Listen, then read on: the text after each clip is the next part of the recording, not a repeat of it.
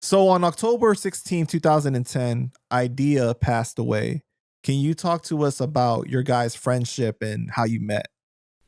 Yeah. Well, when I started living in Brooklyn in 1999, I started catching wind of Eyedea material. I think someone maybe gave me a tape. He did a project with a group called the Odd Jobs.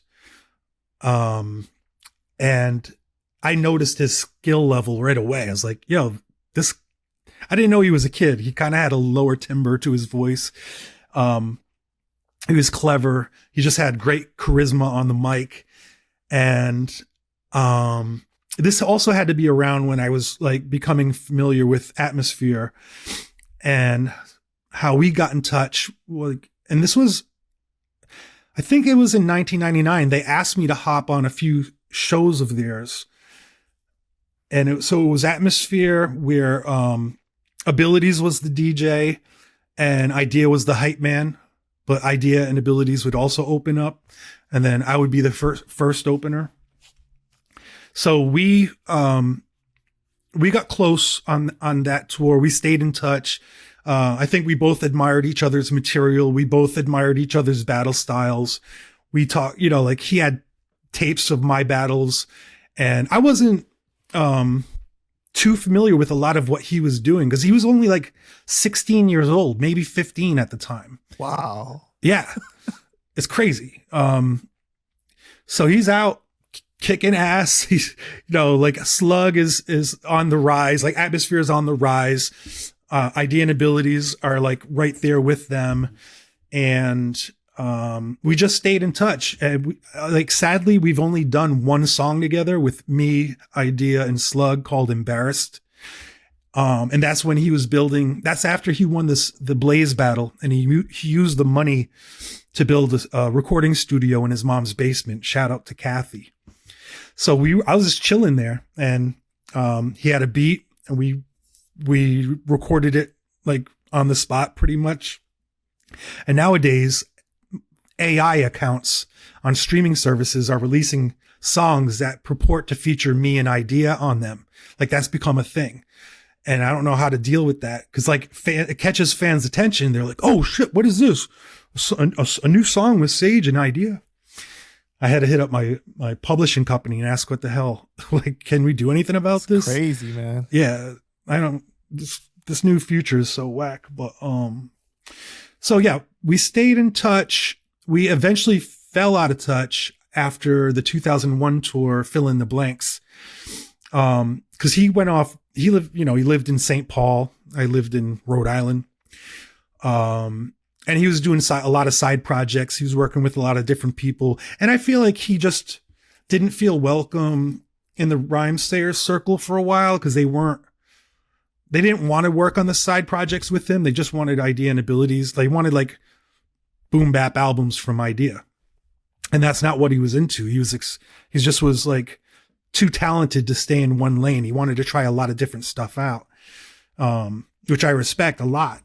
So anyways, he was doing that. I was doing my thing, touring like crazy. Eventually we would see each other at paid dues festivals or Rock the Bells festivals. And that's the last time, like we didn't really even get to hang. I just would see him in passing or he would be, backstage playing his guitar and like wants to show me his stand-up routine. Like he was trying to do bad jokes on stage. Like thought it was very funny just to bomb on stage. And, I didn't quite get the joke, but I was like, do you, man? Do you? That's, I'm not a stranger to doing odd shit from time to time. Right. But there was a difference about him. And, yeah, I don't know. When he passed away, I was in New Zealand when I found out. I had a hard cry and it just sucks, man. You come up with this ultra talented young cat with all the promise in the world. And then he's gone and everyone that he affected is like a lot of the people on Strange Famous Records rocked with him back in the day. And it's like we all kind of just noticed that like a puzzle piece is missing, right? So I stay in touch with his mom, Kathy.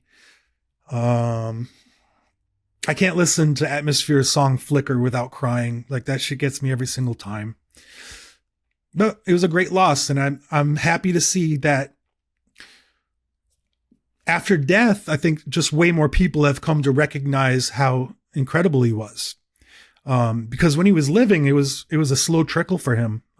It was not like, I mean, after the Blaze battle and all that stuff and scribble jams and battles, rap stuff, it's like when he splintered off to do other things, it's like people kind of stopped paying attention for the most part. And only until he came back with By the Throat with abilities for another Rhymesayers release, that's when people hopped back on board. But I almost feel like he did that begrudgingly because he was like, man, you know, I know what people want, so I'm going to give it to them, but I'm going to go off and do some other shit after this again. Did you have any inclination that he was struggling the way that he was? I had no idea. When we were touring together, we did the 2 tours together at least. And he didn't drink, he didn't smoke. He spoke about how he did it when he was young, even younger than he was then. But yeah, he was totally straight. And that's, I don't know, we had a bonding over that because it was like me and him were the 2 goofy young kids in the back of the van.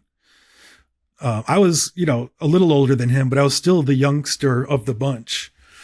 And we got down like that. Like we goofed off. We had like good, clean fun from city to city. It was like he was like in a committed relationship, as was I. And there was no fooling around on tour.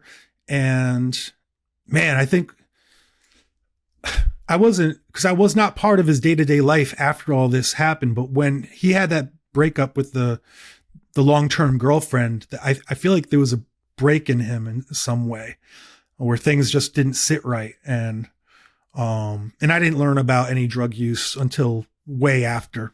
I mean, after his death, I really had no idea. Do you have a favorite memory with him that you can share? One of his birthdays, we were at a restaurant, and when the cake comes out and we start singing happy birthday to him, the whole time he's just going, me. So every time it's my birthday and someone sings happy birthday to me, I do the same thing in honor of Eyedea. That's awesome, man. Wow. I thought it was the funniest shit. Yeah. You know, I think it's hard when you lose people because as you get older and you get to experience different things, you wonder what it would be like for them. Like, yeah. You know, if he got older, he was able to have kids or like settle down or, you know, even just see this new generation of music and everything and how his reaction would be to it. Right. Yeah. I'd love to see that. Yeah.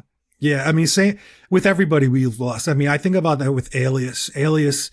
I mean, he has 2 beautiful daughters and a wife that he met in high school, junior high. They were together all this time, and he just died suddenly of heart failure, which was an issue in his family that he was unaware about.